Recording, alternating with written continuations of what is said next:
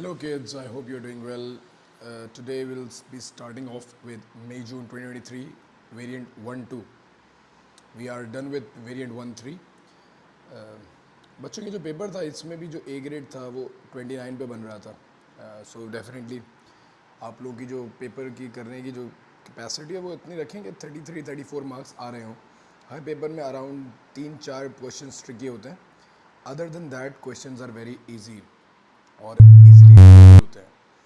Okay, question number 1 में क्या बोलता है? A stone sinks in water, what is the possible value for the density of the stone.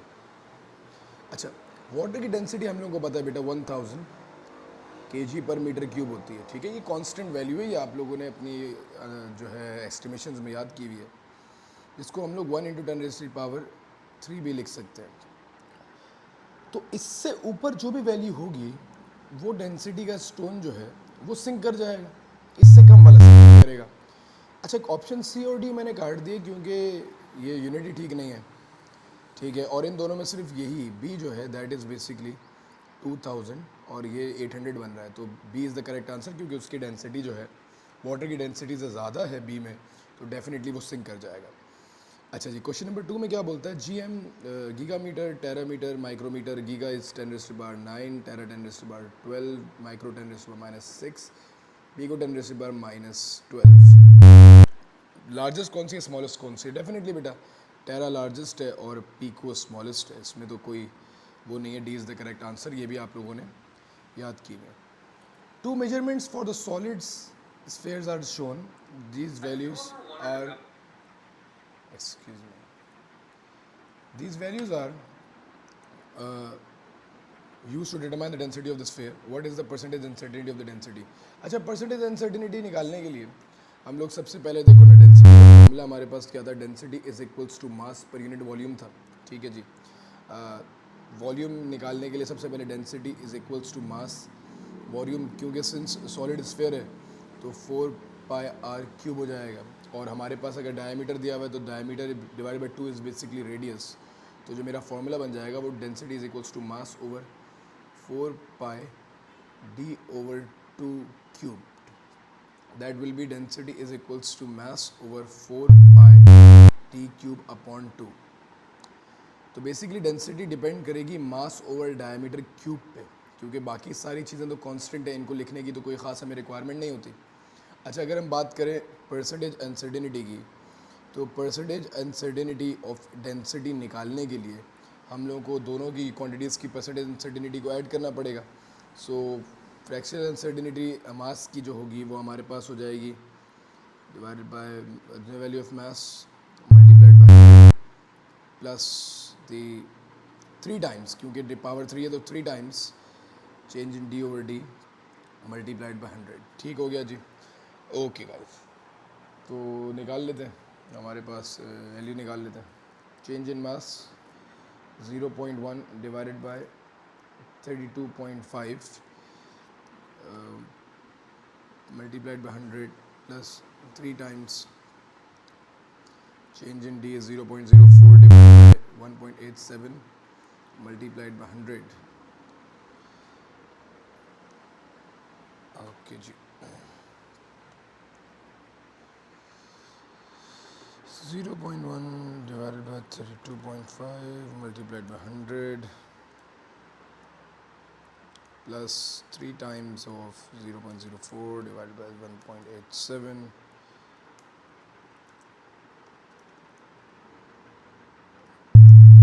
6.72. 6.72 हमारा answer आ रहा है, तो definitely D will be the correct answer for this. मेरा आंसर ये आ गया. ठीक है जी, moving forward on to the next question. अच्छा जी, नेक्स्ट क्वेश्चन में हमारे पास क्वेश्चन नंबर 4 में बोलता है an aircraft travels along a horizontal path. Two of the forces that act horizontally on the aircraft are the thrust force and the engine and the force due to the wind. The vector diagram for these forces is shown.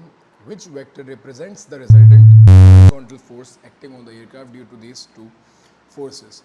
अच्छा guys, definitely वही tip to tell method है. ठीक है, एक vector ये दिया हुआ था, ठीक है, मैं इसको उठा के जो है टिप टू टेल से मिला देता हूँ, तो definitely this will be my resultant vector. ठीक है, तो ये हमारा रिजल्टेंट वेक्टर हो जाएगा. तो इस तरीके का वेक्टर जो भी है डेफिनेटली वो ऑप्शन सी ही बन रही है. तो हमारा जो रिजल्टेंट वेक्टर है वो सी हो जाएगा। ठीक है, अगर कोई बोलता है सर मैं ये वाला वेक्टर मिलाना चाहता हूँ तो इससे भी देख लो, एक ही बात है, दोनों सूरतों में सेम आंसर आता है।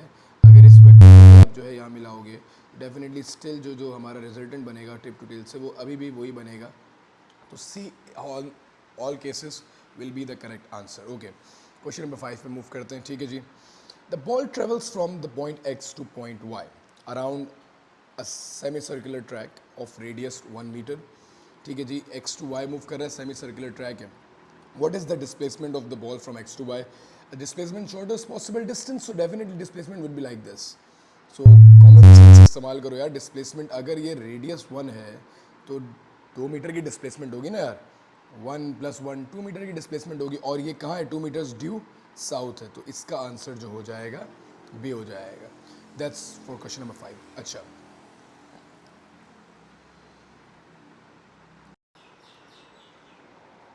ओके बेटा, क्वेश्चन नंबर 6 पे मूव करते हैं। क्वेश्चन नंबर 6 में क्या बोलता है, a rock is launched vertically upward from a surface of the earth and an identical rock is launched vertically upward from the surface of the Mars. Each rock is launched with an initial velocity of 12 metre पर second. एक पत्थर लिया, उसको फेंका, ठीक है जी, definitely वो पत्थर पे नीचे आया होगा। ठीक है, each rock reaches the maximum height above the surface before returning down to the surface. The velocity time graph for each rock is shown. In both cases air resistance is negligible. Okay. अच्छा देखो बच्चों, ये जो graph बनाया हुआ है ना थोड़ा सा ट्रिकी है, कहानी समझना। पहले वेलोसिटी जो है पॉजिटिव में कम हो रही है और फिर नेगेटिव में बढ़ रही है, तो इसका मतलब यार पहले रॉक ऊपर गया है और फिर रॉक नीचे आया है, पहले रॉक ऊपर गया है फिर रॉक नीचे आया है। ये इन्होंने पूरा ग्राफ कंप्लीट जर्नी का बनाया हुआ है। अब हमसे कंपैरेटिव वो सिर्फ पूछ रहा है डिफरेंस इन हाइट, कि भाई अगर मैं बात कर रहा हूँ कि ये अर्थ है और मैं बोल रहा हूँ कि ये मार्स है, और ये मार्स पे ब्लॉक जो है ऊपर गया है और फिर नीचे आया है, तो हाइट का डिफरेंस मांग रहा है कि भाई इस हाइट में और इस हाइट में, हाइट बी में से ए की हाइट माइनस कर दूंगा तो डिफरेंस कितना आएगा, ये मांग रहा है क्वेश्चन में। ठीक है जी, ये क्वेश्चन में मांग रहा है। अच्छा इधर कर लेता हूँ, मेरी फिर फेस की वजह से वो चीज़ शायद इधर है। अच्छा, अगर मैं बात करूं थोड़ी समझ की, तो अगर मैं अर्थ की मैक्सिमम हाइट निकालना चाहूँ तो एरिया अंडर द ग्राफ से आ जाएगी, सिर्फ एक ही ट्राइंगल से, क्योंकि मुझे सिर्फ एक ही वैल्यू चाहिए, वापसी आने की कोई फ़ायदा नहीं है, ज़रूरी नहीं है। और अगर मैं मार्स की मैक्सिमम हाइट निकालूँ तो ये इस पिंक वाले ट्राइंगल से आ जाएगी। ट्राइंगल का फॉर्मूला होता है हाफ बेस इनटू हाइट, तो 1/2, ये 2 है तो ये 0.1 2 3 4 5 6 1.2 हो जाएगा ये। ठीक है जी, एक डब्बा 0.2 का, और हाइट विल बी 12। ठीक है जी, ये आ गया भाई हमारे पास अर्थ का maximum height, that is 7.2। Mars की आ जाइए हमारे पास 2.2 4 6 8 10 12 2.12 2.12। ठीक है, 3.2 1/2 इंटू 3.2 टाइम्स इसकी भी जो है दैट इज़ 12, तो 6 इंटू 3.2 19.2 आ जाएगी। डिफरेंस मांग रहा है तो 19.2 minus 7.2, the answer will be 12। ए इसका आंसर हो जाएगा। ठीक है जी, बकौल मेरी कैलकुलेशन के ए आ रहा है। ठीक हो गया जी, बात समझ आती है, मैं उम्मीद करता हूँ इसमें कोई प्रॉब्लम नहीं होगी। हाइट की डिफरेंस मांग रहा था, हम लोगों ने जो है कैलकुलेट करके डिफरेंस निकाल लिया। अच्छा जी, अगले सवाल में क्या बोलता है, which statement describes the mass of the object. अच्छा, मास बेसिकली यार देखो, अभी मैं ऑप्शन पे नहीं आ रहा, फिर पहले बात याद रखना, mass is basically related to inertia. एक किसी भी ऑब्जेक्ट का resistance in change in motion हमारे पास जो है मास होता है, और कुछ भी देखने की जरूरत नहीं है। The resistance of the object to change in motion, that is the basically the mass, the measure of inertia in a body. 7 का आंसर सी हो जाएगा, इसमें कोई गुंजाइश नहीं है। क्वेश्चन नंबर 8 पे आते हैं। ठीक है जी, ये बहुत अच्छा सवाल है। ओके जी, a submarine of total mass 3200 kilograms is at rest underwater। ठीक है जी, the total mass of the submarine is suddenly decreased by 200 kilograms by pumping water out of the submarine horizontally in a negligible time. The upthrust acting of the submarine is unchanged। ठीक है जी, upthrust unchanged है। The change in total weight of the submarine causes it to accelerate vertically upward. What is the initial upward acceleration? अच्छा, क्या बोल रहा है, वो बोल रहा है कि जब सबमरीन का मास 3200 था तो वो रेस्ट में थी, मतलब इक्विलिब्रियम में थी, मतलब शुरू में weight was basically equal to upthrust. Rest है ना यार, जितना उसका वेट था उतनी अपथ्रस्ट थी, मूव नहीं कर रही थी। That means M G mass into gravity at the start was basically equal to the upthrust force. Mass was 3200, gravity हमारे पास 9.81 हो जाएगी। तो इनिशियली जो अपथ्रस्ट की वैल्यू आ रही थी 3200 मल्टीप्लाइड बाय 9.81, वो हमारे पास आ रही थी 31392। ये इनिशियल अपथ्रस्ट थी जो हमारे ऑब्जेक्ट पे लग रही थी, ठीक है जी। अच्छा, अब मैंने मास कम कर दिया, अब मैंने मास कम कर दिया, अब अपथ्रस्ट उतनी लग रही है, ये जो अपथ्रस्ट है ये सेम लग रही है। सवाल में बोला है कि upthrust acting on the submarine is unchanged, but अब जो है मास कम हो गया, डेफिनेटली वेट भी कम हो गया होगा। अब हुआ क्या, अपवर्ड फोर्स अपथ्रस्ट सेम है पर डाउनवर्ड फोर्स वेट कम हो गया, तो जब रिजल्टेंट फोर्स ऊपर की तरफ आ गया तो ऊपर एक्सेलरेट करेगा। कॉमन सेंस कहती है यार ये। इसकी वैल्यू, इसकी हम लोगों ने एक्सेलरेशन निकालनी है। तो मैं क्या कहता हूँ, मैं कहता हूँ कि upthrust minus the new weight, जो अभी नया वेट आया है, is basically equal to resultant force. और अपथ्रस्ट की वैल्यू हम लोग निकाल चुके हैं 3.31392। The new weight will be equals to M G, mass 200 kg कम हो गया, तो 3200 में से जो अब नया मास आएगा that is 3000। W is equals to M G ना, ठीक है, कोई बाद में पकड़ लेते हैं। ये देखिए, upthrust minus new mass into gravity is equals to M A, ठीक है।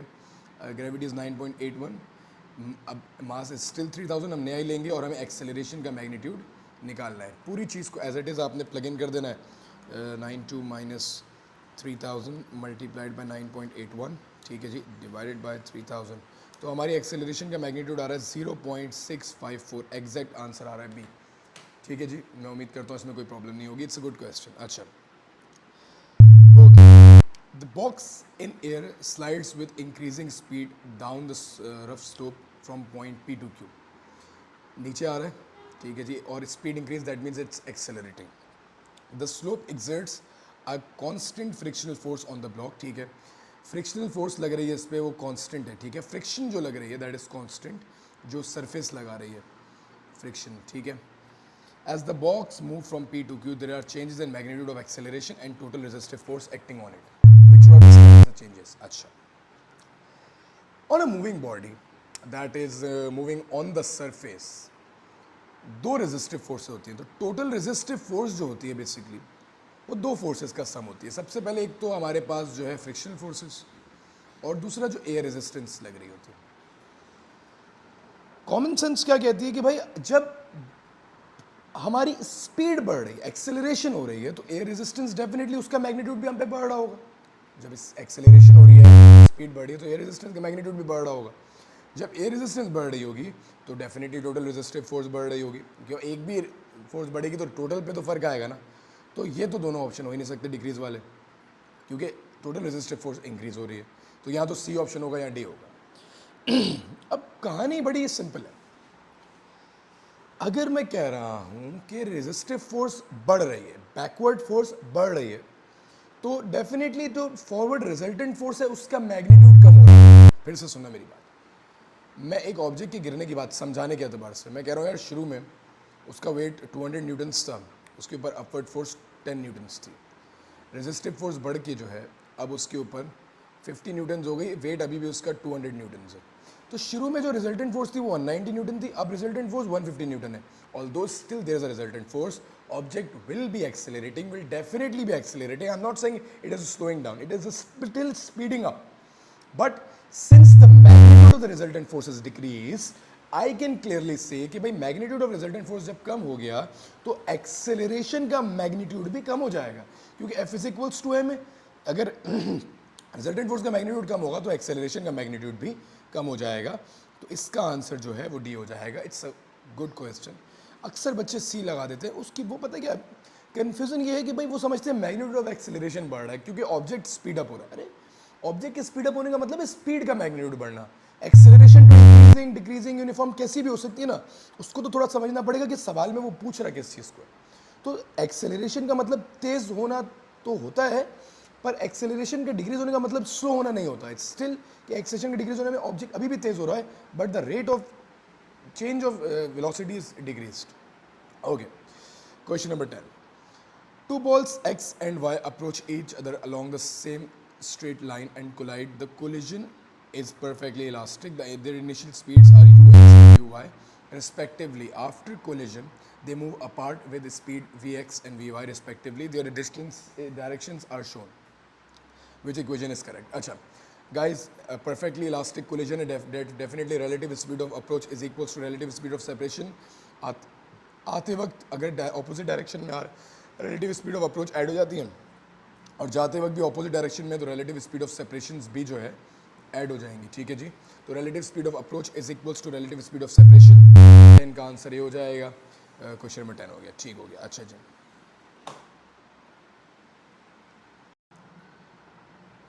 अच्छा जी, let's move on to question number 11. क्या बोल रहा है बेटा? ये बोलता है कि a rod is pivoted at point O. ठीक है जी. A force F is applied to the rod at point W as shown. What is the moment of force? अच्छा, मोमेंट बेसिकली क्या होता है? It is a product of force and perpendicular distance from the pivot.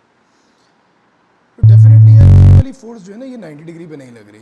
तो अब अगर मैं इस force के एरो को एक्सटेंड करूँ तो अगर मैं ये डिस्टेंस लूँ तो इस डिस्टेंस पे ये फोर्स जो है 90 डिग्री पे लग रही है. सो बेसिकली जब हम लोग बात करेंगे तो F times O Y is the distance जिसके ऊपर ये वाली जो फोर्स है that is acting at 90 degrees. तो फोर्स इंटू ओ वाई का आंसर जो है सिमिलर आएगा एज जो भी इसका मोमेंट. दूसरा तरीका हम लोग एंगल वगैरह निकाल के जो है उसका जो है कंपोनेंट लेते हैं वर्टिकल हॉरिजॉन्टल. बट यहाँ पे इसने जो ऑप्शन दी हुई है उसमें सिर्फ हमारा आंसर जो है बी ही बन सकता है. It is the product of force in the perpendicular distance from the pivot, जो उससे कहानी बट रही है. अच्छा जी, मूविंग ऑन. मैं उम्मीद करता हूँ ये क्लियर हो गया होगा. Moving on to question number 12. ठीक है जी, क्वेश्चन नंबर 12 पे मूव ऑन करते हैं. ठीक है, एक मिनट, ये रिकॉर्डिंग चल रही है. यस. अच्छा जी, क्या बोल रहा है भाई? हमारे पास बोल रहा है कि भाई the value of force F निकालनी है. The uniform rod X Y of weight 10 newtons. 10 newtons के वेट किया एक्स वाई. ठीक है. Freely hinged to the wall X and it is held horizontal by the force F acting from Y at an angle of 30 degrees to the horizontal as shown. ठीक है. Calculate the value of F. Good. Okay ji. Principle of movement states that clockwise movement is equals to anti-clockwise movements. Okay. About point X अगर मैं बात करूँ anti-clockwise movements की तो ये हमारे पास जो है हो जाएंगी. Anti clockwise will be F times F नहीं सॉरी एफ का कंपोनेंट. अच्छा, अगर मैं बात करूँ एफ का ये वाला कंपोनेंट तो डेट विल बी यही कंपोनेंट एफ साइन थीटा हो जाएगा. ये F sine 30 times the distance. ठीक है जी. इस डिस्टेंस को मैं एक्स कह देता हूँ. ठीक है जी. मेरे ख्याल से कोई इशू नहीं होना चाहिए. अच्छा, अब क्लॉकवाइज की बात करूँ दैट्स 10 टाइम्स. अच्छा, ये बिल्कुल सेंटर ऑफ ग्रेविटी पे होगा ना 10, क्योंकि यूनिफॉर्म रॉड है, इसमें लिखा हुआ भी है यूनिफॉर्म रॉड है. तो डेफिनेटली जो डिस्टेंस होगा इसका x टू जो 10 न्यूटन ये जो है हाफ ऑफ टोटल डिस्टेंस होगा. तो अगर वो हम लोगों ने x लिया तो that this will be x by 2. ठीक हो गया. 2 5 so 5x equals to f sine 30 times x से x काट देते हैं तो 5 divided by sine 30 which will be equal to 10 Newton's.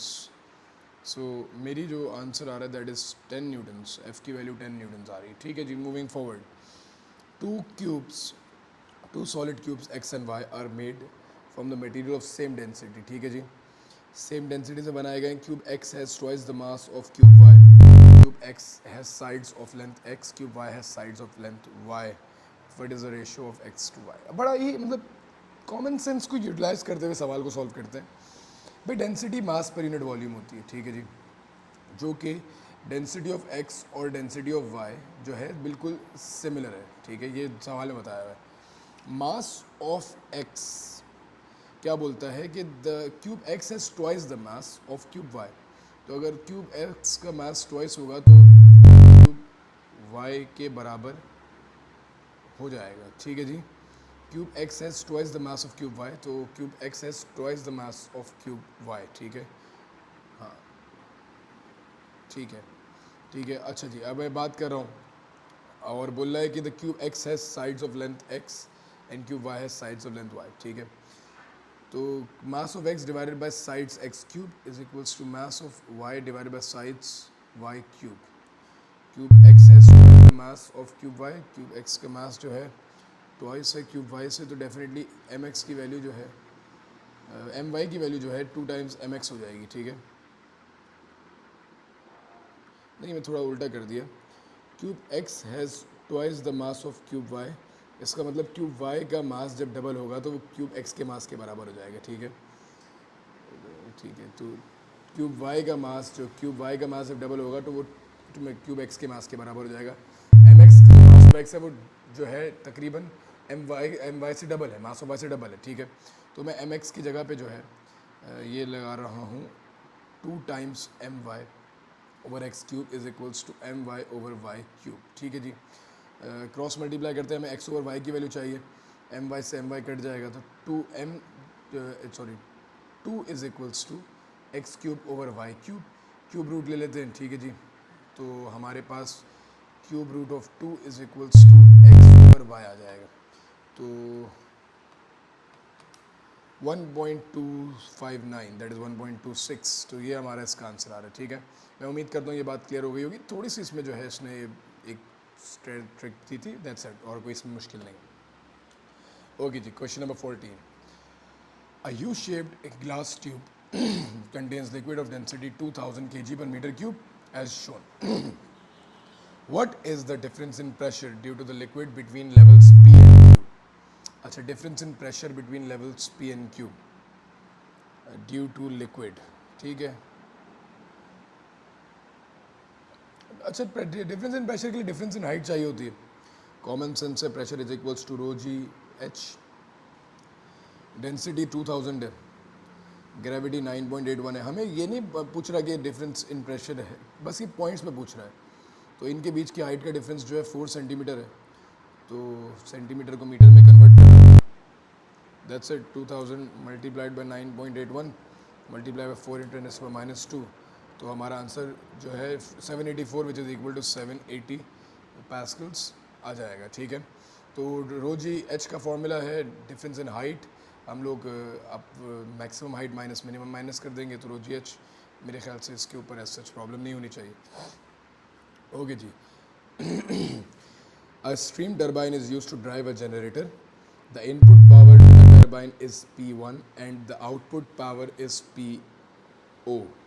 The power loss in the turbine is PL. ठीक है जी, what is the efficiency? Efficiency is the useful power output upon total power input multiplied by 100. So मेरे ख्याल से D is the correct answer. इसकी कोई requirement नहीं है, power output over power input, that's efficiency. Okay, question number 15 हो गया, ठीक है जी। Let's move on to question number 16 now.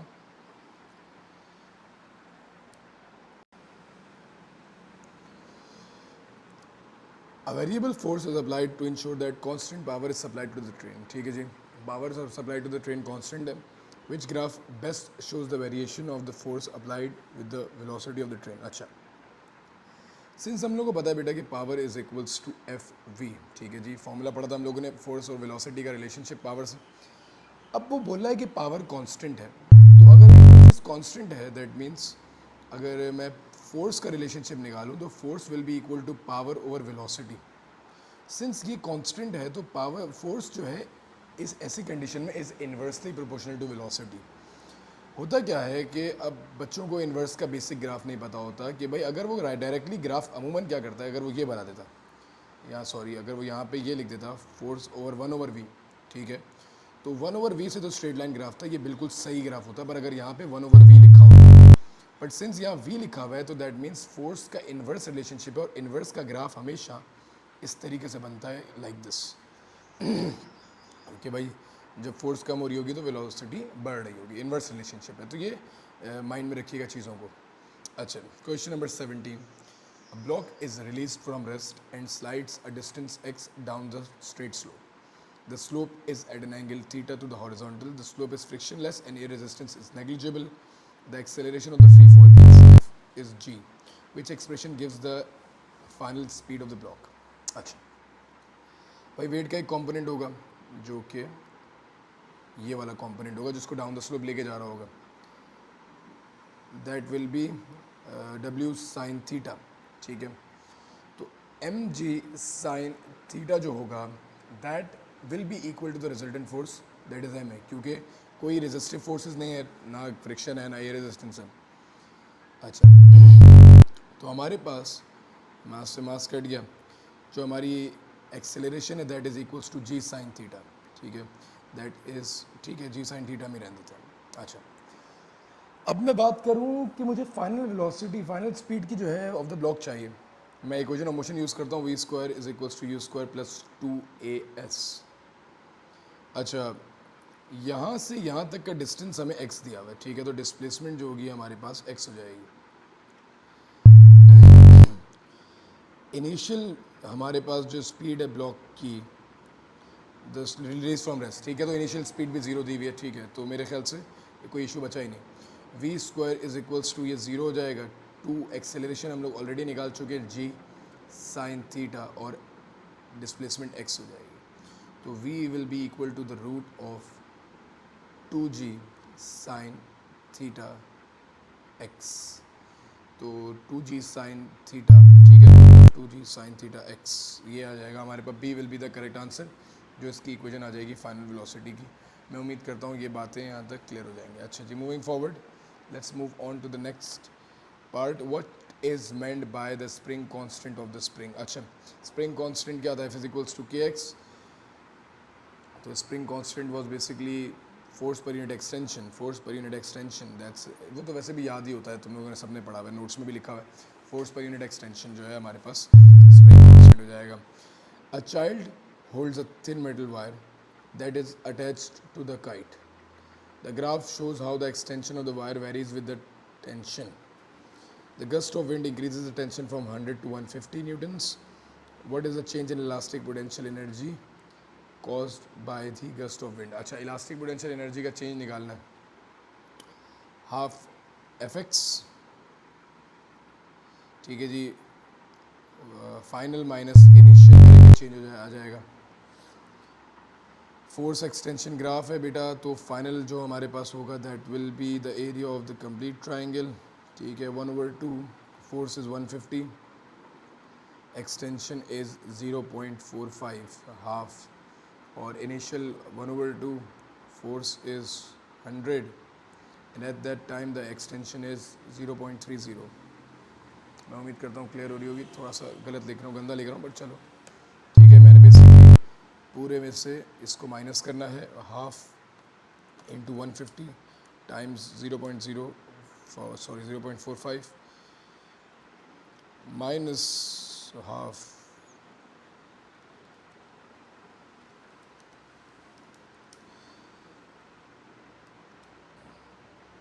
$18.75 that is equal to 19। अच्छा अब बच्चा ये क्या है कि भाई मैंने मिलीमीटर को कन्वर्ट क्यों नहीं किया, क्योंकि यहाँ पे भी मिली जूल्स में ही आंसर है, ठीक है, तो मैंने इस वजह से उसको कन्वर्ट करना ज़रूरी नहीं समझा, मैंने मिलीमीटर में ही रहने दिया और उसको डायरेक्टली मिली जूल्स में आंसर आ गया। कन्वर्ट करोगे वापस करोगे एक ही बात है, आंसर हमेशा सेम आएगा, ठीक है। Last but not the least, the microphone, बल्कि आधा पेपर हुआ अभी तो, the microphone detects a sound wave, the microphone is connected to the cathode ray oscilloscope, the shape of the trace on the screen of the CRO is shown, which property of the sound wave can be determined by using the measurement of horizontal distance on the screen and value of the control setting of the CRO। horizontal distance, horizontal distance बेटा CRO पे हमें time period देता है, ठीक है, तो यहाँ से यहाँ तक का जो डिस्टेंस होता है ये हमें कोई वेवलेंथ नहीं देता, CRO पे हमें टाइम पीरियड देता है, ठीक है, टाइम पीरियड देता है, टाइम बेस फाइक टाइम बेस होता है, ठीक है। टाइम पीरियड से हम लोग सिर्फ एक ही चीज़ निकाल सकते हैं, या तो टाइम पीरियड निकाल सकते हैं या फ्रीक्वेंसी निकाल सकते हैं, ठीक है जी, बाकी एम्पलीट्यूड भी नहीं हॉरिजॉन्टल से निकाल सकते, ना वेवलेंथ निकाल सकते ना स्पीड, तो बेसिकली हम लोग टाइम पीरियड से या इससे हॉरिजॉन्टल से या टाइम पीरियड या फिर फ्रीक्वेंसी सिंस 1/टाइम पीरियड के बराबर है, तो इन दोनों में से ही कोई चीज़ निकाल सकते हैं, ठीक है जी। ओके बेटा, क्वेश्चन नंबर 21 को भी देख लीजिएगा। A longitudinal wave is traveling from left to right. The graph shows the variation of the displacement of the particle with distances along the along the wave at one instant in time. ठीक है जी. The displacement to the right are positive, the displacement to the left are negative, which labeled point represents a compression. अच्छा जी, जो positive displacements हैं जो भी ऊपर का है, that means at point A जो पार्टिकल्स हैं they are moving towards right. Negative displacement है at point C, the particles are moving to left. तो अगर वो यही बोल रहा है ना कि भाई राइट पे जो डिस्प्लेसमेंट्स हैं वो पॉजिटिव हैं, पॉजिटिव डिस्प्लेसमेंट राइट पे हैं, तो ए वाले पार्टिकल राइट पे मूव कर रहे हैं और नेगेटिव वाले लेफ्ट पे मूव कर रहे हैं. तो डेफिनेटली अगर ए राइट पे मूव कर रहा है और सी लेफ्ट पे मूव कर रहा है, तो जो बी का रीजन बनेगा उधर जो है दोनों पार्टिकल्स कंप्रेस हो जाएंगे and definitely be will be the compression. अब फिर देख लेते हैं यार डी की क्या कहानी है. अब देखो ना, अगर खुद सोचो, सी पे पार्टिकल्स लेफ्ट में मूव कर रहे हैं. अगर लेट्स सपोज यहाँ पे कोई और चीज़ होती ई और मैं बोलता सी ई पे पार्टिकल्स राइट पे मूव कर रहे होते, ठीक है, तो डी जो पार्टिकल होता वो बनता रिफ्लेक्शन का. ठीक है, तो ये बेसिकली थोड़ा सा समझने के लिए था, मतलब अच्छा सवाल था ये. वो क्वेश्चन में से था जो 28 29 नंबर पे ए ग्रेड बनाते हैं ना, ये उन क्वेश्चन में से था, पर अच्छा सवाल. ओके जी. A source X emits a sound wave of constant frequency. The wave is subsequently received at a stationary detector at Y. ठीक है जी. The frequency of the wave that is detected at Y is less than F. ठीक है जी. ये जो F पे frequency है यहाँ पे फ्रीक्वेंसी कम हो गई है. ठीक है, फ्रीक्वेंसी कम कब होती है भाई? The frequency of the wave that is detected, ठीक है, could be the reason for this. Between x and why the wave undergoes diffraction. अच्छा याद रखिएगा बेटा, डायफ्रैक्शन और रिफ्लेक्शन दोनों में जो है हमारे पास frequency never changes, frequency change नहीं होती है. बात यह है कि फ्रीक्वेंसी सिर्फ तब ऑब्जर्व चेंज होती है जब डॉपलर इफेक्ट होता है, और वो बोल रहा है ऑब्जर्व फ्रीक्वेंसी कम हो गई. ऑब्जर्व फ्रीक्वेंसी कम होने का मतलब क्या है कि सोर्स नहीं है, source is moving away away from the detector. तो source is moving away, that means x is moving away from y, that means that observed frequency will be less than the actual frequency. Okay ji, moving forward, question number 23. A beam of visible light is in a vacuum, what could be the frequency of the light? अच्छा जी, beam of light vacuum में है और frequency मांग रहा है. अच्छा, visible light की अब यार ये भी estimation है, 400 से 700 नैनोमीटर फिक्स्ड वैल्यू है हमारे पास. वेवलेंथ है लाइट की. ठीक है, फिक्स वेवलेंथ है विजिबल लाइट की. अच्छा, फ्रीक्वेंसी निकालते हैं. v is equals to F lambda से, speed 3 times 10 to the power of 8. Frequency हमें निकालनी है. सबसे पहले मैक्सिमम फ्रीक्वेंसी लेता हूँ 700 10 टू द पावर -9. ठीक है जी.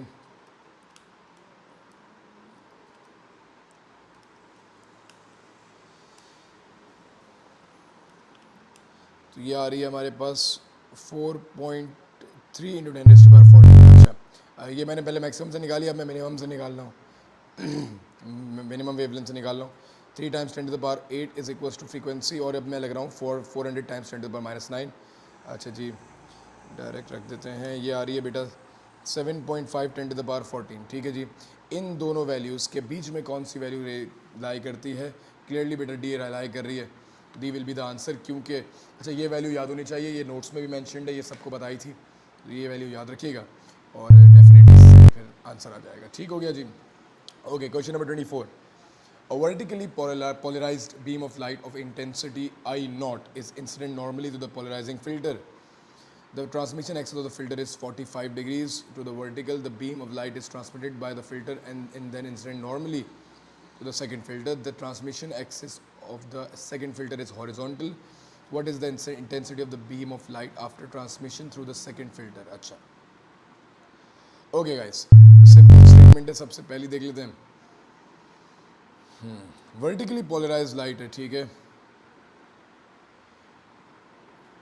Originally I was basically intensity I naught है is equals to sorry initially intensity I naught है.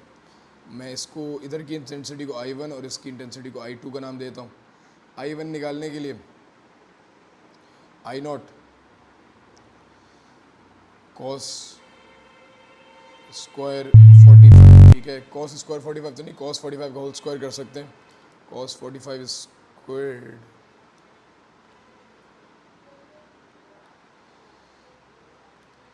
1/2, तो I1 इज़ बेसिकली I0/2, ठीक है। इंटेंसिटी यहाँ से यहाँ आधी हो गई है। अच्छा, अब I2 की इंटेंसिटी मांग रहे हैं। अच्छा यार, बड़े तेज़ हैं यार ये लोग। गाइज ये ना 45 डिग्रीज पे अब जो लाइट आ रही है वो यूँ आ रही है, ठीक है। अब इसका ट्रांसमिशन एक्सिस है वो 90 नहीं लेना। अब इसका ट्रांसमिशन एक्सिस 45 पे थी और 45 डिग्री बेंड हुआ है, तो स्टिल अब जो मैं I2 की इंटेंसिटी निकालूंगा that will B I1 cos square theta, और I1 की वैल्यू हम लोग जो है I0 टाइम्स 2 और cos स्क्वायर, और अभी भी एंगल में 45 ही लूँगा। हम लोग क्या गलती करते हैं, 90 का एंगल ले लेते हैं, हम ये नहीं देखते कि कितने डिग्री बेंड हुआ है। That's not 90, that's 45। तो अगर बेटा मैं इसको सॉल्व करता हूँ, cos फिर हाफ हो जाएगा, हाफ हाफ 1/4, तो I2 विल बी I0/4। तो इसका जो आंसर आएगा दैट विल बी बी। ये क्यों लिया, क्योंकि ऑलरेडी ये 45 डिग्री के एंगल पे थी इनिशियली, अब ये 45 डिग्री और बेंड हुआ है। पोलराइजर फिल्टर जो है डेफिनेटली जो है हम उसका एंगल जो मिलर्स लॉ में डालेंगे दैट विल बी 45। तो इस चीज़ को ज़रा बेटा मद्देनज़र रखिएगा। क्वेश्चन नंबर 25 पे मूव करते हैं। A stationary wave is formed by two progressive waves traveling in opposite directions along the same line of travel. Which statement about the two progressive wave is not correct? दो stationary wave के बीच में कौन सी चीज़ not correct? They must have the constant phase difference. They must have the same frequency. बेटा progressive wave है, stationary waves from progressive wave के लिए बेटा हमारे पास same frequency, same wavelength, same speed लाजमी है। ये तीनों चीज़ें लाजमी हैं सेम होना। कांस्टेंट फेज डिफरेंस होना लाजमी नहीं है प्रोग्रेसिव वेव के लिए, ठीक है। स्टेशनरी कांस्टेंट फेज डिफरेंस लाजमी नहीं है, वो super position impose interference pattern के लिए लाजमी होता है, इसके लिए लाजमी नहीं होता। तो क्वेश्चन नंबर 25 का जो आंसर है that will be A. Okay, question number 26 में मूव करते हैं बेटा। ओके जी, sound from the speaker placed above the tube causes a resonance of the air in the tube. The stationary wave is formed when two nodes and two antinodes are as shown, ठीक है, with two nodes and two antinodes, ठीक है। The tube has a height of 60 centimeters. The speed of the sound in air is 340 meters per second. What is the frequency of the sound? अच्छा, frequency of sound V is equals to F lambda। अच्छा guys, ये point जो है node है, ये point भी node है, point is an anti node. तो नोड से नोड के दरमियान का जो डिस्टेंस होता है that is half of lambda, and this is basically 1/4 times of lambda, ठीक है। तो जो हमारे पास, अगर मैं कहता हूँ कि total 1/4 lambda plus half of lambda जो होगा 3/4 लैम्डा हो जाएगा। तो 3/4 लैम्डा की वैल्यू इन्होंने दी हुई है 60 सेंटीमीटर, तो लैम्डा की वैल्यू हमारे पास x हो जाएगी, क्रॉस मल्टीप्लाई कर दोगे तो 80 सेंटीमीटर हमारे पास जो है लैम्डा की वैल्यू आ रही होगी 80 सेंटीमीटर। इसको मीटर में कन्वर्ट करूँगा तो 0.8 मीटर्स इसकी वैल्यू आ जाएगी हमारे पास वेवलेंथ की। स्पीड हमें 340 दी हुई है, फ्रीक्वेंसी निकालनी है, लैम्डा 0.8 है, तो 340 डिवाइडेड बाय 0.8 हमारी वैल्यू आ जाएगी 425 which is equal to 430 hertz, जो हमारी इसकी लाउड स्पीकर की जो है frequency of sound. Okay. A continuous progressive water wave in a ripple tank passes through the gap in the barrier and diffracts. The width of the gap is greater than the wavelength of the wave. ठीक है, जो width of the gap है वो ज़्यादा है और wavelength of the wave जो है कम है, ठीक है। What change causes the wave to spread over the large area? Sorry. What change causes the wave to spread over large area? अच्छा, लार्ज एरिया पे स्प्रेड करवाने के लिए, देखो यार मैंने तुम लोगों को सबको बताया है ये बात कि जब गैप और वेवलेंथ अराउंड अप्रॉक्सीमेटली सिमिलर होते हैं, इनका डिस्टेंस सिमिलर होता है, तो डायफ्रैक्शन सबसे ज़्यादा होती है। तो इस पर्टिकुलर केस में या तो मैं वेवलेंथ को बढ़ा के गैप जितना कर दूं या गैप को कम करके वेवलेंथ जितना कर दूं, तो जितना करीब करीब आएगा उतना ज़्यादा हमारे पास डायफ्रैक्शन होगी। तो स्मॉल डिक्रीज इन वेवलेंथ नहीं, हमें वेवलेंथ बढ़ानी पड़ेगी, डिक्रीज तो हो नहीं सकती। स्मॉल डिक्रीज इन विथ, बिल्कुल बेटा, विथ अगर कम करूँगा, गैप कम करूँगा, वेवलेंथ के करीब करीब लाऊंगा तो डायफ्रैक्शन ज़्यादा हो जाएगी। Okay, part C, the small increase in frequency, नहीं, increase in frequency V is equal to F lambda, inverse relationship है, तब भी गलत हो जाएगा, वेवलेंथ कम हो जाएगी। Increase in height of the barrier, नहीं। इसका आंसर बी बनता है कि भाई हमारे पास विथ ऑफ द गैप जो है वो जैसे ही कम करेंगे तो वो वेवलेंथ के करीब करीब आएगा, डेफिनेटली डायफ्रैक्शन ज़्यादा हो जाएगी। Okay, let's move on to question number 28।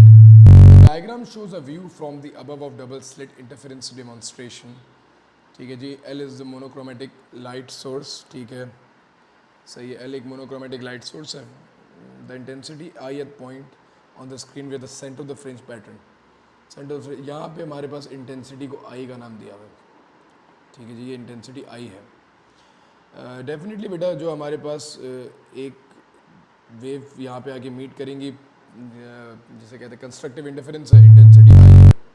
When one of the slits is covered, what is the intensity of the same point on the screen. अच्छा भाई, intensity is directly proportional to amplitude square.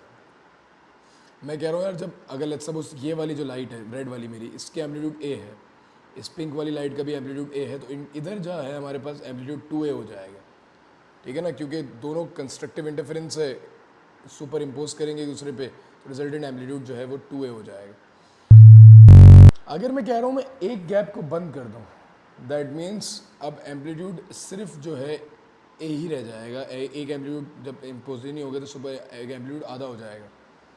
तो since intensity का amplitude से square relationship है, तो जब intensity जो जब एम्पलीट्यूड 2 था तो 2a स्क्वायर, तो हमारी इंटेंसिटी 4a, एम्पलीट्यूड जब 2 था तो इंटेंसिटी 4a स्क्वायर थी। जब एम्पलीट्यूड मेरा सिर्फ a रह जाएगा तो इंटेंसिटी जो हो जाएगी वो हमारे पास a स्क्वायर रह जाएगी। तो when one of the slit is covered, what is the intensity at the same point on the screen. तो बेसिकली अगर एम्पलीट्यूड डबल करते हैं तो intensity increase by a factor of 4। अगर एम्पलीट्यूड हाफ करूंगा, 2a से a करूंगा, तो इंटेंसिटी वो decrease by a factor of 4। तो इस पॉइंट पे इंटेंसिटी जो है आई ओवर 4 ओरिजिनल इंटेंसिटी के मुकाबले में बाय फैक्टर ऑफ 4 रिड्यूस हो जाएगी। तो इसका मेरे ख्याल से आई ओवर 4 इंटेंसिटी हो जाएगी, ठीक है। ओके, क्वेश्चन 29 को भी देख लेना यार। Green light of wavelength 550 nanometers is incident normally on the diffraction grating and produces a diffraction pattern on the screen placed 3.5 meters from the diffraction grating. The third order maximum on the screen is a distance of 0.75 meters. Okay, from the 0th order central maxima, ठीक है। What is the distance between two adjacent slits in the diffraction grating. अच्छा, grating spacing मांग रहा है हमसे, सही है भाई, इसकी भी कहानी इतनी मुश्किल तो नहीं है, ठीक है। सबसे पहले तो यार मैं एंगल निकालता हूँ, ठीक है। tan theta is equals to opposite that is 0.75 over adjacent that is 3.5, ठीक है जी। तो शिफ्ट tan 0.75 डिवाइडेड बाय 3.5, 12.09475, ये हमारे पास एंगल की वैल्यू आ रही है, ठीक हो गया जी। अच्छा, अब हमारे पास जो फॉर्मूला है d sine theta is equals to n lambda, ठीक है, हमें डी चाहिए, ठीक है। साइन ऑफ एंगल जो हम लोगों ने अभी निकाला है 12.09475, एन हमारे पास थर्ड ऑर्डर मैक्सिमा है 3 और वेवलेंथ हमें दी हुई है दैट इज़ 550 नैनोमीटर्स, 550 10⁻⁹, ठीक है। सॉरी यार, मेरे सर के नीचे करता हूँ कैलकुलेशन। अच्छा जी, तो डी की वैल्यू निकालने के लिए सॉरी, तो हमारे पास जो है साइन आंसर कर लेते हैं पहले ही, और 3 times 550 10⁻⁹ divided by answer 7.87 into 10⁻⁻⁶, सो 7.9। तो इसका आंसर सी हो जाएगा। बेसिक कैलकुलेशन फॉर्मूला वगैरह याद होना चाहिए। एज सच इतना मैं जैसे कहता हूँ इस क्वेश्चन को मुश्किल नहीं कहता, ये इजीली सॉल्वेबल क्वेश्चन है। Which charge can be carried by the charge carrier. अच्छा भाई, चार्ज कैरियर है यार, हमारा एलिमेंट्री चार्ज है 1.6 टाइम्स 10⁻⁹। जो भी चार्ज कैरियर होता है वो इसी के मल्टीपल में चार्ज लेके जा सकता है, जैसे 1.6 लेके जा सकता है, 3.2 लेके जा सकता है, 4.8 लेके जा सकता है, इसी तरीके से ×4 ×5, तो एक इंटीजर वैल्यू में लेके जा सकता है। तो अगर मैं इसकी बात कर रहा हूँ तो मैं ये तो ए पार्ट तो हो ही नहीं सकता। अगर बी करना कैसे, 4.0 टाइम्स 10⁻⁻19 को डिवाइड करना एलिमेंट्री चार्ज की वैल्यू से। अगर आंसर इंटीजर मतलब प्रॉपर नंबर आ जाए, एक नंबर 3 4 5 6, तो वो पॉसिबल आंसर है, जिसमें बी का नंबर भी नहीं आ रहा, डी भी नहीं आ रहा, तो सी का आंसर जो है बिल्कुल पॉसिबल है कि भाई चार्ज या 1 होगा या 10 होंगे या 15 होंगे, 3 होंगे, 400 500 4 8 10 किसी होल नंबर में होंगे। ऐसा नहीं हो सकता 3.2 चार्ज हो, ठीक है, ये पॉसिबल नहीं है, ठीक है। ये कंटिन्यूस डिस्क्रीट है, ये कंटिन्यूस नहीं है कि भाई आधे अधूरे नहीं हो सकते चार्ज, चार्ज होल नंबर्स में ही होते हैं। ओके जी, ठीक है। क्या बोल रहा है भाई, a resistor of resistance R, question 31 पे आ रहा हूँ, is connected across the cell of electromotive force EMF E and negligible internal resistance, which single change in to the circuit would lead to the largest increase in the power dissipated in the resistor. A resistor is connected across the cell of electromotive force E.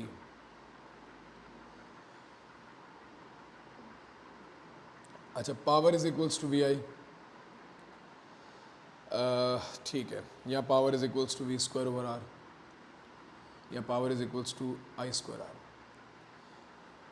अगर भाई मैं EMF double कर दूंगा तो definitely voltage double हो जाएगा, क्योंकि E basically जो इसको पावर है वो दैट इज ER, ठीक है, और EI, सॉरी, वोल्टेज E है क्योंकि पूरा पूरा मिल रहा है, इंटरनल रेजिस्टेंस तो है नहीं सर्किट की।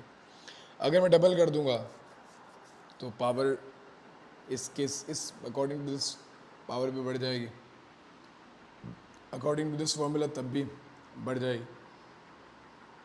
Doubling the value of E would definitely increase in power, ठीक है, बट लार्जेस्ट मांग रहा है। Doubling the value of R, resistance बढ़ाऊंगा डबल करूंगा बेटा तो करंट डेफिनेटली कम होगा, तो पावर पे एज सच बहुत ज़्यादा इफेक्ट नहीं होगा, ठीक है। Half the value of E, नहीं, हाफ करूंगा तो बेटा वैल्यू ऑफ वोल्टेज कम हो जाएगा, तो पावर डेफिनेटली कम नहीं होगी। Half the value of R, ठीक है, रेजिस्टेंस को आधा कर दूंगा तो डेफिनेटली पावर बढ़ जाएगी, ठीक है। अच्छा, अब पहली और चौथी चीज़ को ज़रा कंपेयर करूँगा मैं, ठीक है, थोड़ा सा अच्छा सवाल है। अब लेट्स सपोज मेरे पास इनिशियल पावर थी E²/R, डबल कर दी तो 2E का स्क्वायर दैट इज़ 4E/R। अगर मैं इसको डबल कर रहा हूँ, यहाँ देखना 2E² तो मेरा जो आंसर है पावर का, ये डबल करने पे 4E/R आ रहा है। अच्छा, रेजिस्टेंस को अगर मैं आधा करता हूँ, ठीक है, दैट इज़ E सेम रखता हूँ, 1/2 कर देता हूँ R, ठीक है, तो 2 पर मल्टीप्लाई हो जाएगा, तो रेजिस्टेंस हाफ करने से 2E²/R। इन दोनों में कंपैरेटिवली दोनों में पावर बढ़ रही है, बट इलेक्ट्रोमोटिव फोर्स डबल करने से power is increasing by factor of 4 and resistance half करने से the power is increasing by factor of 2। तो जो सबसे ज़्यादा जो पावर इंक्रीज होगी दैट इज़ फ्रॉम A, जिससे कहते हैं doubling the value of electromotive force. Okay guys, okay जी बेटा, let's move on to question number 32। An electrical cable is made up of one thick strand of copper wire that is surrounded by 8 thin strands of copper wire. All 9 strands of wire are connected in parallel with each other. Cross section of the cable is shown. Each thin strand of wire has cross section area A and length L. The thick strand of wire has cross section area 4A and length L. The cables has total resistance R, which expression gives the resistivity of copper. अच्छा, ठीक है, resistance हमारे पास जो होगी बेटा ρL/A के बराबर हो जाएगी। मैं बात कर रहा हूँ बेटा सबसे पहले थिन वायर की, थिन की बात करूँ, रेजिस्टेंस ऑफ थिन, तो rho length of thin wire is L and area is A, ठीक है। और अगर मैं बात करूँ थिक वायर की, तो वो हमारे पास है rho length is L and area is 4A। अच्छा, ये 9 की 9 चीज़ें पैरेलल में कनेक्टेड है, that means 1 resistance of thin plus 1 resistance of thick, और ये रेजिस्टेंस ऑफ थिन 8 है तो 8 से मल्टीप्लाई भी हो जाएगा क्योंकि 8 है ना, and then you need to reciprocate that. तो ये बेसिकली एक इक्वेशन बन रही है कि भाई मैं पहले एक रेजिस्टेंस ऑफ थिन निकालूं उसको 8, क्योंकि 1/r1 + 1/r 8 करूँ तो 8/r1 ही हो जाएगा ना। तो बेसिकली उस तरीके से हम लोगों ने ये कर लिया। नोट्स में इसका एक फॉर्मूला भी मेंशन था। तो ये 8 टाइम्स रेजिस्टेंस ऑफ थिन हमारे पास जो है ρl/a है, plus 1 over resistance of thick हमारे पास ρl/4a है, ठीक है जी। And then you need to inverse that, and that is basically equal to the total resistance. The cable has a total resistance of r, ठीक है। अच्छा बेटा क्रॉस नॉमिनेटर मल्टीप्लाई हो जाएगा, that is 8a/ρl plus 4a/ρl inverse is equals to r। थोड़ी जगह नहीं है तो मैं इसको इधर कर रहा हूँ सॉल्व, इसको थोड़ा इधर कर रहा हूँ ताकि समझ आए। अच्छा जी, ρl 8 9 10 11 12a inverse is equals to r। ऊपर नीचे कर देते हैं, ρl/12a is equals to r, ठीक है जी। टोटल रेजिस्टेंस है, सही है। हमें क्या चाहिए, रेजिस्टिविटी की वैल्यू, तो ये आ जाएगी resistivity is equals to r times 12a/l। तो resistivity is equals to 12ar times over l। I guess D is going to be the answer for this, ठीक है। ये बहुत अच्छा सवाल था, इसमें इंटरेस्टिंग था, थोड़े से कॉन्सेप्ट्स भी यूज़ हो रहे थे। तो ये है कि काफ़ी जो है इसको देख लीजिएगा, इसको 2-3 बार अटैम्प्ट कीजिएगा, प्रैक्टिस होगी थोड़ी सी, ठीक है। मूविंग फॉरवर्ड, अच्छा जी, let's move on to the next part, question 33। The car has sensors for detecting the light intensity of the and the temperature of the environment. The sensors make use of LDR and a thermistor. The car moves from warm to and dark environment into the cold and bright environment, ठीक है जी। Warm and dark environment से cold और bright environment में जा रही है। LDR के ऊपर क्या होगा, और ठीक है, वार्म से डार्क एनवायरनमेंट में LDR की रेजिस्टेंस बढ़ जाती है, ठीक है। डार्क रूम में LDR की रेजिस्टेंस इंक्रीज हो जाती है, और लाइट इंटेंसिटी बढ़ती है तो LDR की रेजिस्टेंस कम हो जाती है। तो रेजिस्टेंस ऑफ LDR जो है इंक्रीज होगी, तो C और D तो नहीं हो सकते। अच्छा, कोल्ड जगह पे जाएंगे तो थर्मिस्टर, टेम्परेचर बढ़ता है रेजिस्टेंस कम होती है, टेम्परेचर कम होगा रेजिस्टेंस बढ़ेगी। तो जब मैं क्या बात करूँ, तो car move from warm and dark, warm में, अब वार्म से डार्क में चली गई, warm and dark environment into cold and bright, ठीक है। अच्छा बेटा मैं उल्टा पड़ गया था, एक मतलब देखते हैं। वार्म से ब्राइट में, और डार्क, वार्म से कोल्ड में, और डार्क से ब्राइट में। वार्म से कोल्ड में जाएगी तो जो हमारा थर्मिस्टर है, थर्मिस्टर की जो रेजिस्टेंस है वो हमारे पास इंक्रीज़ हो जाएगी, क्योंकि ठंडी जगह पे थर्मिस्टर की रेजिस्टेंस बढ़ जाती है, गर्म जगह पे कम हो जाती है, ठीक है जी। और LDR जो है जब डार्क से ब्राइट में जाएगा तो ब्राइट रूम में थर्मिस्टर, वो LDR की जो रेजिस्टेंस है लाइट डिपेंडेंट रेजिस्टर की, वो रेजिस्टेंस कम हो जाती है। जितनी लाइट इंटेंसिटी उतनी रेजिस्टेंस कम। तो ये और ये नहीं हो सकते। LDR की रेजिस्टेंस कम हो रही है और थर्मिस्टर की बढ़ रही है। That means C is going to be the correct answer for this question, okay. The student assembles a circuit shown which raw describes the state of two lamps। Current आ रहा है, आ रहा है, आ रहा है, आ रहा है, आ रहा है, आ रहा है। पहले टेल है तो डेफिनेटली करंट यहाँ से पास करेगा, लैम्प A तो जलेगा। लैम्प 1 विल लाइट अप, तो A और C नहीं हो सकते, ठीक है। यहाँ से करंट आ रहा है, आ रहा है, आ रहा है, आ रहा है, यहाँ से जाएगा, जल जाएगा, यहाँ से नहीं जलेगा, ठीक है। ये नहीं जलेगा, पर ये जो है लाइट अप करेगा। तो डेफिनेटली एक पाथ ये बन जाता है और एक सीरीज़ का ही पाथ ये बन जाता है। तो मेरे ख्याल से दोनों लैंप लाइट अप करेंगे, तो इसका आंसर डी होगा। हाँ, अगर ये भी ऊपर होता तो मिड नहीं लाइट अप करता, बट दोनों लाइट अप करेंगे इस पर्टिकुलर केस सिनेरियो में। Kirchhoff's first law is the consequence of conservation of which charge. Kirchhoff's का फर्स्ट लॉ हमें पता है बेटा, कंजर्वेशन ऑफ चार्ज पे काम करता है। सेकेंड लॉ एनर्जी पे काम करता है। फर्स्ट लॉ चार्ज पे, सेकेंड लॉ एनर्जी पे, कंजर्वेशन पे काम करता है। अच्छा जी, moving forward. 3 identical cells each have electromotive force E and negligible internal resistance. The 3 cells are connected to 3 identical resistors, each of resistance R as shown. What is the potential difference across one of the resistors? Okay, पहले इसका total EMF निकाल लेते हैं। Positive connected to a negative and then connected, okay. अच्छा, अगर इसका EMF E है, ये भी E है, तो ये बेटा ऑपोजिट कनेक्ट हुआ है तो ये माइनस E हो जाएगा। तो टोटल EMF E ही आ रहा है, ठीक है। दो सेल्स जो है सीरीज़ में और एक उसके अगेंस्ट लगा हुआ है, तो ये और ये एक दूसरे को कैंसिल आउट कर रहे हैं, तो एक EMF E ही आ रहा है। तीनों डायरेक्टली सिमिलर रेजिस्टर्स हैं, तो सबको बराबर बराबर इलेक्ट्रोमोटिव फोर्स मिलेगी। तो E will be divided by 3 for each resistor, तो दैट्स B, ठीक है। अगर नहीं समझ आई फिर से, ये दोनों एक दूसरे को cancel, they are just acting like nothing, ठीक है। दो एक दूसरे को माइनस कर रहे हैं। Electromotive force is E and there are 3 resistors. E is for 3R total, so X will be for R, so basically E over 3 will be for each of the resistors. Okay. In the potentiometer circuit shown, the reading on the ammeter is 0. ठीक है. The light dependent resistor is then covered with the and the ammeter gives a non-zero reading. अच्छा, इसको cover कर दिया, ठीक है.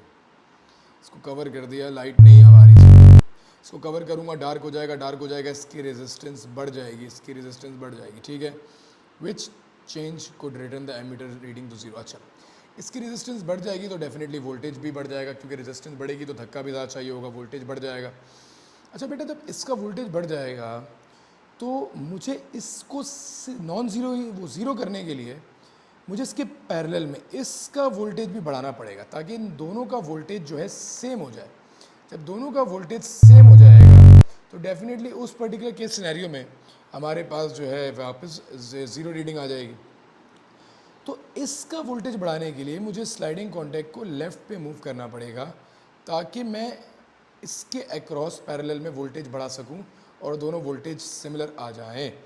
तो we for that we need to move the contact to the left, क्योंकि पैरेलल का वोल्टेज सेम रखना है ना, इसलिए स्लाइडिंग कॉन्टैक्ट को हमें लेफ़्ट पे मूव करना पड़ेगा। अच्छा जी, what are isotopes? Atoms of same element with same number of protons and different number of neutrons. Same number of protons होना चाहिए, same number of protons and different neutrons. तो इसमें same proton तो नहीं दिया हुआ, but atoms of same element with different number of neutrons, so that's the correct answer. Okay. Question number 39. A neutron 10 is fired to uranium and the neutron is absorbed by nucleus, which then splits to form nuclei of barium and krypton. ये equation हम लोगों ने class में पढ़ी भी थी, जब हम लोग रेडियो एक्टिविटी कर रहे थे तो हम लोगों ने क्लास में ये इक्वेशन पढ़ी थी पूरी, न्यूक्लियर फ्यूजन में।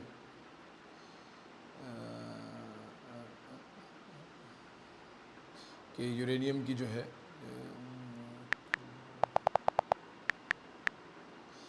ये हम लोगों ने